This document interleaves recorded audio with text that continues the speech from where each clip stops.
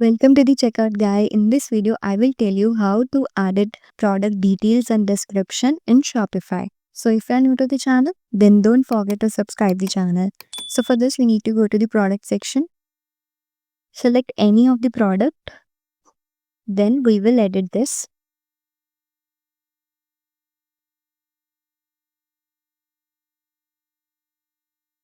So here you can see I have edited the title and the description. Now save your changes. Now we will test this on our online store. Go to catalog and you can see that particular product.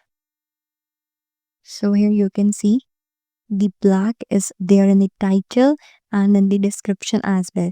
So that's it. You have successfully added details and description of a product in your Shopify. So if you like this video, then don't forget to like, share, comment and subscribe. Thanks for watching and happy selling.